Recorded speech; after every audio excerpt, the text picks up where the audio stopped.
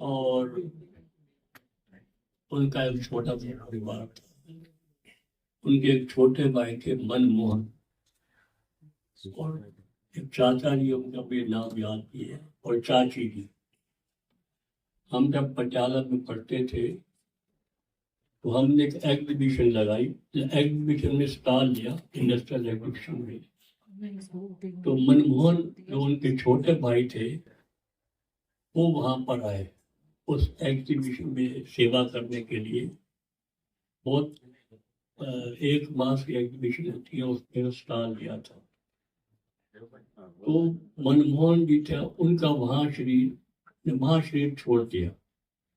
मालूम थोड़ा सा बुखार हुआ और शरीर छोड़ दिया।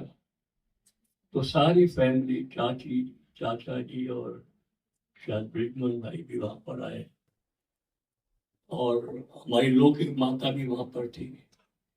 सबने देखा, किसी के भी आंख से कोई आंख नहीं निकली। लेकिन ये जो परिवार था बिल्कुल नष्ट हुआ था। इसका असर वहां के स्टूडेंट से और हमारे लौकिक माता जी पर ऐसा पड़ा कि कमाल है इस ज्ञान की कि इतना यंग चाइल्ड जा रहा है और बिल्कुल किसी को एक आंसू भी नहीं आया। बहुत प्रभाव पड़ा इस बात का। और दूसरा, आप तो जानते हैं कि ये हमारे ब्रिजमन भाई भी बहुत हंसाते भी थे, बहलाते भी थे, ज्ञान के तो अथाह भी थे। एक बार की बात है कि, और हाँ, शुरू शुरू में क्या था, एग्जीबिशन बनती थी और मेले बनते थे, म्यूजियम बनते थे। तो उसमें ब्रिजमन भाई जी नए नए आइडियाज निकालते थे। तो चित्र निकालते थे, बड़े उसमें बहुत बहुत फिगर्स होती थी, बहुत कुछ होता था, हम बनाते थे, मिलके बनाते थे। तो ये जो पहले पे आप तो कंप्यूटर से फटाफट बन जाता है, उस वक्त तो एक एक चीज हाथ से बनाई जाती थी।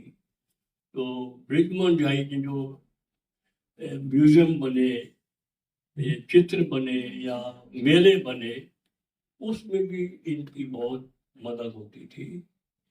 एक बार हम जा रहे थे बीकानेर, वहाँ मेला था, मैं भी था और एक आर्टिस्ट को भी ले जा रहे थे, और ये भाई साहब भी थे। तो इनको गीत गीत बहुत आते हैं, कोई भी कितने गीते आते हैं बात पर पूछो। तो रास्ते में ही, गाड़ी में ही अंतराक्षरी शुरू हो गई।